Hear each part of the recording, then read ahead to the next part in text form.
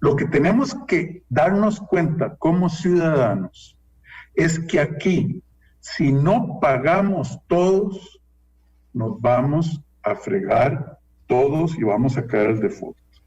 Y para evitar el default va a haber que subir impuestos, cortar gastos y tratar de recoger cuanta plata se pueda en reorganizar las empresas estatales.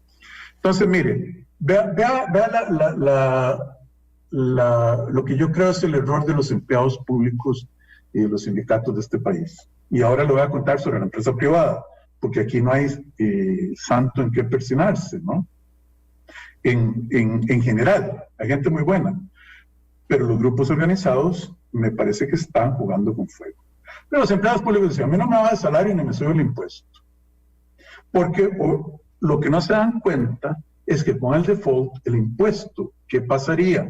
Que les tocaría pagar, si repetimos la situación del 80-82, sería 90% por inflación, ¿no? Porque los salarios son fijos.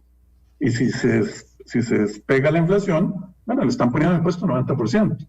Entonces no es entre que me dejen como estoy y me quiten 10%, 15% más en promedio, sino es que me quiten 15% más y la probabilidad de tener que pagar 90% de impuestos sobre mi salario implícito con una tasa de inflación. Los empresarios, no se puede, Dios guarde, subir impuestos. Bueno, no se han puesto a pensar los empresarios que si hay un default, se les va a echar los que importan para producir y para no van a tener dólares, a menos de que estén en sectores como el turismo, si es que el turismo se reviva. No van a tener dólares para importar. La inflación, el tipo de cambio se les va a ir, se va a disparar. Si tienen descalces, pueden quebrar. Si deben más dólares que lo que tienen colones, pueden quebrar. Eso pasó en Argentina en el 2002, una quiebra masiva de empresas que debían en dólares y tenían ingresos en pesos. Se les va a echar a perder el ambiente de negocios porque la paz social y la paz social se podría afectar y la criminalidad podría subir, y se crea un ambiente en el 2021 donde un populista de izquierda o de derecha tendría un campo fértil para venderle a un pueblo que no tiene esperanza y que está en una situación muy difícil, una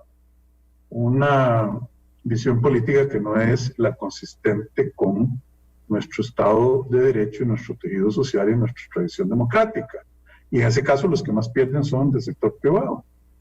Entonces, aquí no hay quien se escape, ¿verdad? Y si sale alguien del bote, nos hundimos todos. Pero todos estamos tratando de hundirnos. Y los diputados, excepto los que han demostrado tener gran valentía, usted sabe quién, por ejemplo, no votó a favor de la ley de sacar a las municipalidades de la regla fiscal. Son 5 personas. Pero en general, los diputados juegan chapitas, ¿verdad? Y eso nos pone en mucho riesgo, en mucho peligro, con las cosas que hemos visto. El gobierno necesita poner un plan concreto, comprensivo, donde esté todo de una vez sobre la mesa y sentar a todos los grupos y decir, ¿saben qué? Si no llegamos a un acuerdo para tal fecha, nos explota la bomba del default, y con solo que uno de ustedes se quiera salir de este cuarto de negociación, va a explotar la bomba. Don Rodrigo, vamos a ver. El reloj está ticking, como dicen, tic, tic, tic. Perdón, don Randall. No se preocupe, más bien discúlpeme que lo interrumpiera yo a usted. Entonces vamos a ver, una de las cosas que hay que hacer es subir los ingresos, ¿verdad? La pregunta más cajonera que yo le podría hacer en este instante es si eso significa subir el IVA, pero por todo lo que hemos conversado anteriormente en la entrevista, supongo que podría ser subir el IVA, excepto para los más pobres a quienes se les devolviera, pero creo que la apuesta podría ir más por renta, don Rodrigo. No, la apuesta tiene que ir por todos lados, Randa. Mire, es que el gap es tan monstruoso, particularmente para el año 2021, y este año se está, el gap, digo yo, perdón, está el hueco entre ingresos la brecha ¿sí? De ingresos y gastos es tan monstruoso que no se puede solucionar de manera técnica cerrar un número, un balance, a menos de que usted le entre a los impuestos. Y ahí va a ser renta, renta a personas físicas, renta a personas jurídicas, y va a tener que poner un impuesto de base amplia como el IVA, va a tener que reducir evasión, va a tener que cerrar los portillos de elusión, va a tener que reducir los gastos tributarios, que son 5.8% del PIB. Ronda. Costa Rica le da exenciones por la mitad del presupuesto de la República a grupos como las cooperativas grandes, como la Caja de Ande, como etcétera. Bueno, que ahora habría que pensarlo. Hay que eliminar los destinos específicos que acumulan cantidades de recursos que no se gastan en las instituciones autónomas. Piense cuánta plata tiene el INDER, producto de los destinos específicos del tabaco y el alcohol. Bueno, a eso hay que pasar el presupuesto. Hay que quitar las parafiscales. Miles de millones de colones al año que legisladores anteriores dijeron, el Banco Nacional le va a dar un porcentaje de utilidades al INCOP y el INS, y simplemente hace 20 años, sin saber cuáles fueron las necesidades y oportunidades que tienen, o que el valor para la política pública de hacerle esos traspasos al Infocop. En la parte del gasto, hay miles de cosas que se deben, no miles, muchísimas cosas que se deben hacer. En la parte del ingreso, hay 100 impuestos. Hay que simplificar el régimen, ¿no? Cerrando los huecos de elusión. Hay que crear la renta global, no la renta celular. Y mire, y ese es nada más un ejemplo, Randall, de lo que yo llamo un plan concreto, que es hacer una matriz con un montón de renglones y columnas, diciendo pilar fiscal, ingresos, y detallar una y cada de las medidas, todas las medidas, más otras que yo le acabo de mencionar como ejemplos, poner el impacto financiero y económico de esas medidas, el plazo que se ocupa para poderlas implementar, quién tiene la responsabilidad para tomar la decisión y quién tiene la responsabilidad herencial de mover esos procesos. Y ponérselo a la Asamblea Legislativa de una manera transparente ante los ojos de todos los sectores y de la ciudadanía de este país, diciendo, estas todas las medidas que vamos a tomar en lo fiscal, en lo estructural, en lo de cohesión social. Ya no hay nada en la manga, ni nada que haya quedado por fuera. Discutámoslo. ¿Cuánto le toca pagar a cada uno? Ok, eso es, perdón, no lo digo, lo que algunos llaman ruta clara. Esa es mi propuesta. Yo no sé cómo le llamarán. Bueno, por supuesto que sí, es que esta semana don Marcelo Prieto dijo que tenían una ruta clarísima y casi nadie la encuentra. Por eso le hacía esa consulta. La semana anterior, el gobierno de la República presentó 2 proyectos a la Asamblea Legislativa, el presupuesto, que trae... Déjame cerrar la ventana porque está lloviendo duro. Oiga, yo iba a hacer lo mismo, pero no hallaba cómo levantarme. Ya, muchas gracias. Pero no, aquí ya bajó un poquitito. Ya le va llegando ahí el aguacero que acaba de pasar aquí. Le decía que la semana pasada el gobierno de la República presentó 2 proyectos. Uno es el presupuesto con un recorte nominal de 328,000 que se convertían en la práctica en 196,000 millones. Ahora va por 193,000 con los recortes que se hicieron ayer. Y un proyecto para reducir las jornadas, de los empleados públicos que ganaran más de 1,5 millones. Yo la semana pasada entrevisté al ministro de Hacienda y a la ministra de Planificación. Yo no sé si usted tuvo la oportunidad de escuchar el programa, pero a mí realmente, y aunque ellos digan que no, pero bueno, es mi percepción, me parece algo hecho a la carrera, que agrava grandemente el rendimiento y que no sale por ningún lado, digamos bien. Y más bien había una discusión de si más bien utilizar una sobretasa en lugar de una reducción de jornadas. Le escuché esta mañana también señalar la posibilidad mejor de una sobretasa, don Rodrigo. Si usted me pone a comparar como economista las virtudes de la propuesta de reducción de jornadas que presentó el gobierno al Congreso y una reforma del impuesto de renta, podría ser una sobretasa, podría ser una reforma temporal. Eso los abogados lo tendrían que discutir, aunque yo estoy convencido de que la sobretasa es probable que sea posible. Yo le digo, el impuesto de renta es 10 veces mejor o un múltiplo de veces mejor que lo que se le propuso a la Asamblea Legislativa. Piénselo así, como hablábamos con el IVA. Piense en un gerente de un gran banco, un ejecutivo de una compañía transnacional. No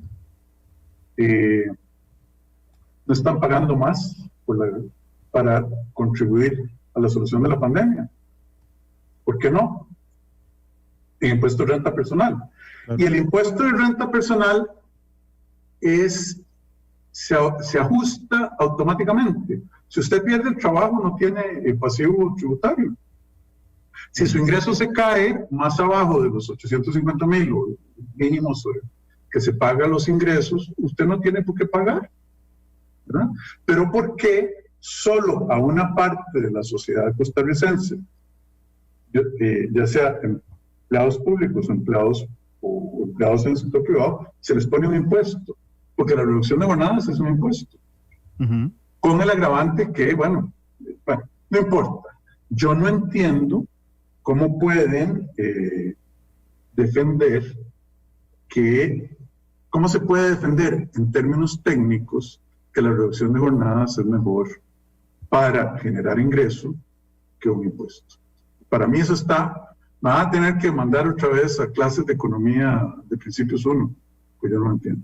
Bueno, pero yo también, como usted me compartió una hipótesis al inicio, le voy a compartir yo una hipótesis también, don Rodrigo. A mí me han dicho, porque yo he sido del criterio de que todos tenemos que ayudar en esta situación y que realmente la carga de esta crisis ha recaído en los empleados privados hasta este instante, ¿verdad? Que a mí la gente me dice, es que vos polarizar la discusión. No soy yo el que la polarizo, son las medidas las que la polarizan. Yo solo soy eco de esas medidas. Y entonces ellos necesitaban, porque sí se dieron cuenta en un momento de que solo éramos los empleados privados, los que estábamos aguantando la crisis, y entonces intentaron generar una solución muy rápida como para igualar la cancha, pero resulta que no era tan sencillo hacerlo. ¿Por qué lo digo?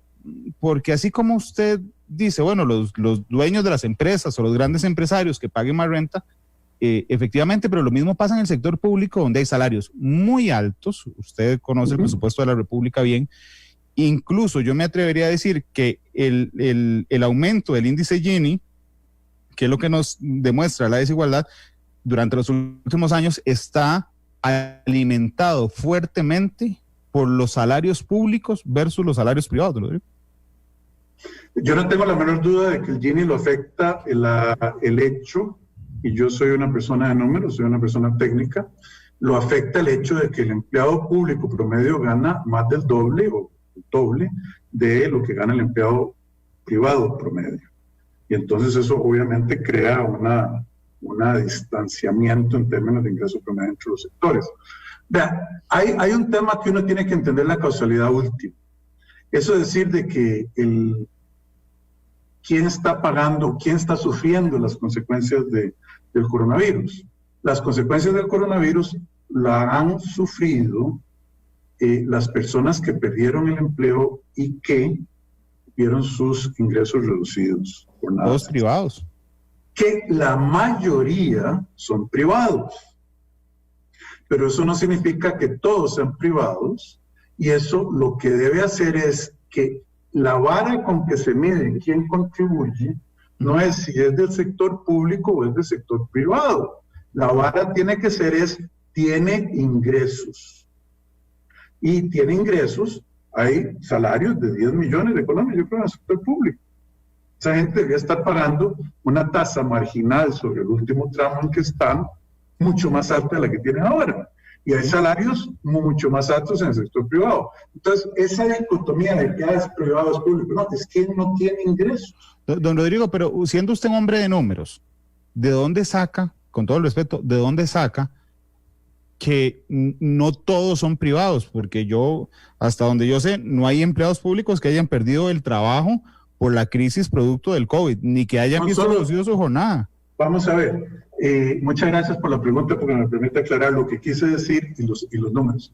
Vean, ayer un funcionario de la Caja, no recuerdo el nombre del señor, le hizo una presentación a los diputados diciendo que en números redondos la Caja había perdido 100,000 afiliados, de los cuales 95,000 vienen del sector público y 2,000 del privado.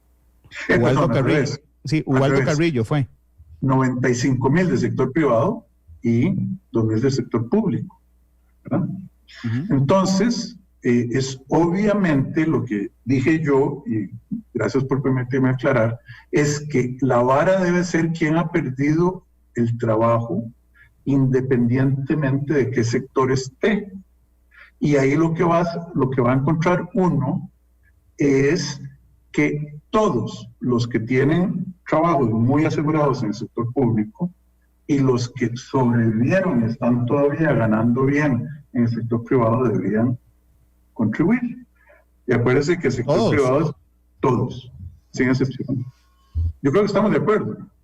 Sí, claro, nada más en el detalle, es que realmente, cuando vamos 95% a 5%, puede ser que la vara con la que midamos no es si usted es empleado público o privado, es que casualmente el 95%, es decir, una apabullante mayoría, está en el sector privado, pero tampoco entiendo, y ante eso es la maña de estar cuestionando todo, de dónde se fijó el 1,5 millones. Es decir, ¿por qué no decir, bueno, los que de un salario mínimo para arriba, los que ganen el salario mínimo más 100, dan el 0.5, el 750,000, el 1 millón, el 2, y ahí vamos de manera progresiva. A lo que me refiero es que a veces pareciera, y por supuesto que esto no es una pregunta directamente para usted, don Rodrigo, más allá de su opinión, es ¿de dónde salen los cálculos? Porque pareciera que alguien se siente y dice, mira, poner 1,5 millones, no, mira, poner 1,300,000, no, mira, poner... O sea, realmente uno no entiende de dónde salen esos cálculos, y bueno, yo aspiraría a que fuera un poco más progresivo también. Yo no le puedo ayudar a entender, porque yo no sé. Yo lo que sí le puedo decir es que a mí me dieron mucho palo por proponer una reforma temporal con una sobretasa al impuesto de renta, de manera tal que quien tuviese un salario de 500,000 colones o más contribuyera 10,000 colones al mes para ese tramo, y así hasta arriba, para que los que tenían mucho más ingreso hubieran contribuido más. Tendríamos 4 o 5 meses de estar recibiendo eso si se hubiese aprobado, y la brecha sería menos grande de lo que es. Pero en eso, don Randall, usted y yo tenemos la misma falta de claridad y estamos de acuerdo en que debería ser progresivo y que debería incluir a todos. Vea el tema de las exenciones. Usted ahora lo citaba, 5.58% del Producto Interno Bruto, ¿verdad?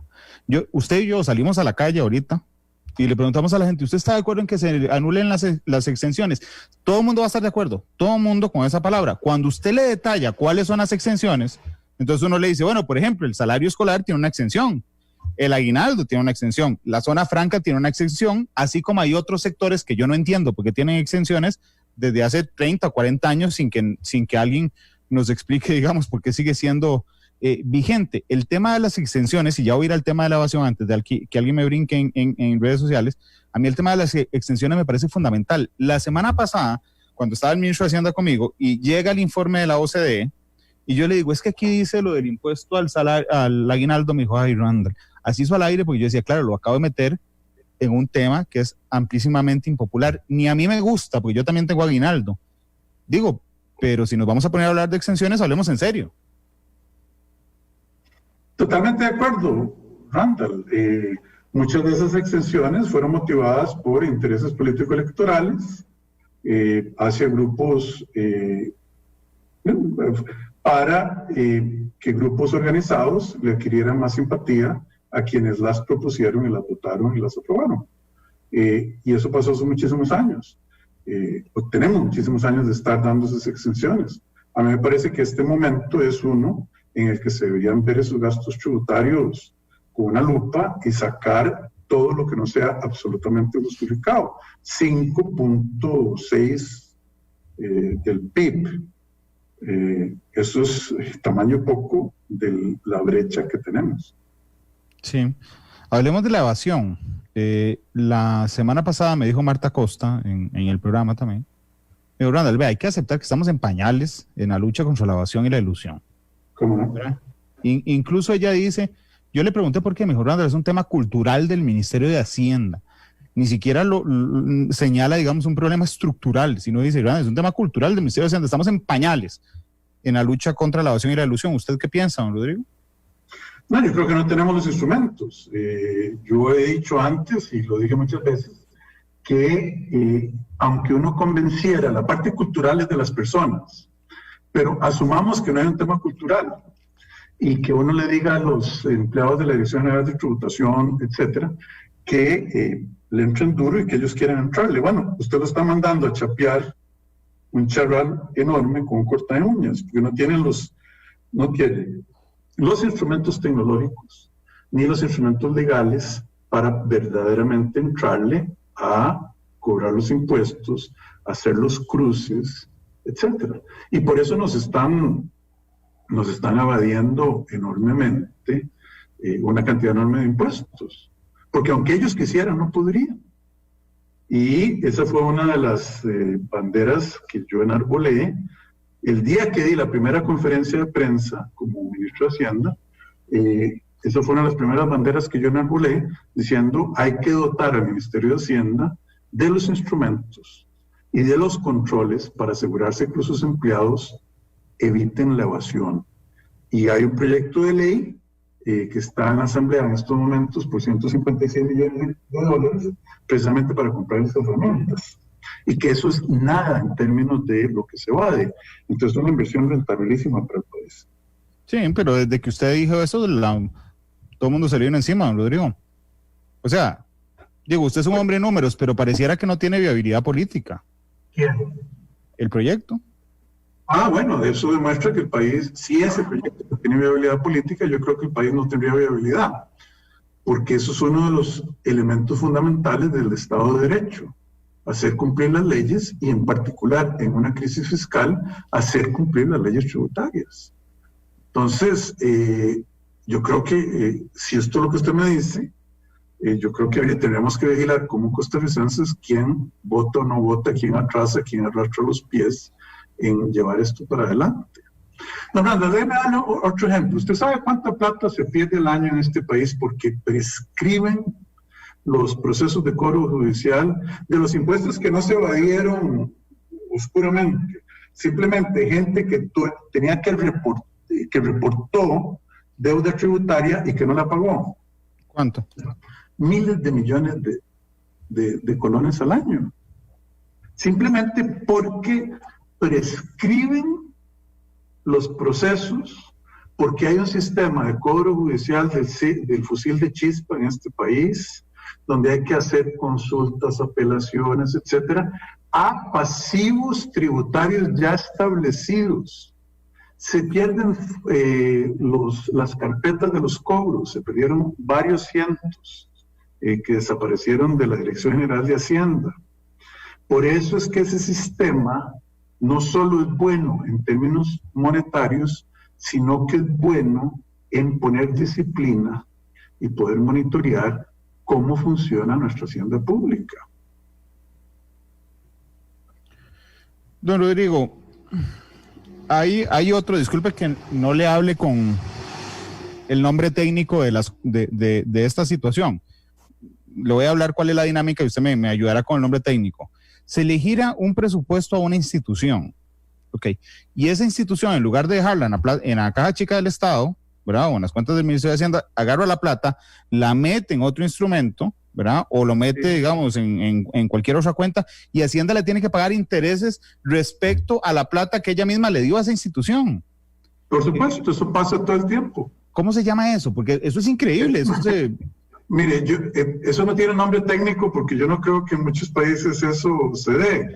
Yo creo que eso es ¿cómo se llama eso? Es un grave error de la administración financiera de este país y de la legislación de que los superávits acumulados producto de los destinos específicos y las transferencias no gastadas, Hacienda los gira y se vuelven las instituciones y le compran papel a Hacienda. Hay instituciones en este país que le cobran a Hacienda no hoy por hoy, cuando yo era ministro, hace, no sé, ya se me olvidó cuando salí, mes y medio, 2 meses, lo que fuera, estaban cobrando 9,25% al Ministerio de Hacienda en intereses sobre los recursos públicos. Y el Ministerio de Hacienda los pagó por años. Claro, pero entonces esta situación es tan ridícula como que yo le salga a vender a los vecinos los bonos, ¿verdad? Los que le dije que necesitaba para financiar, y aparezca mi hijo y me diga, papi, mira, guardé toda la plata que me diste para el colegio durante los últimos 4 meses, digamos que estuviera yendo al colegio, y que le diga, ay, qué dicha, me vas a ayudar, y me diga, no, lo que necesito es comprarte esos papelitos que andas vendiendo ahí para que me pagues el interés que le estás ofreciendo a los vecinos. Sí, es exactamente igual. Yo lo corregí, creo eso. Bueno, lo corregimos con el señor presidente, porque emitimos una orden y bajamos las tasas de interés, pero yo no sé la implementación a dónde habrá llegado. No ha llegado. Yo le pregunté al nuevo ministro de Hacienda la semana pasada y me dijo que estaban luchando fuertemente por implementar justamente eso.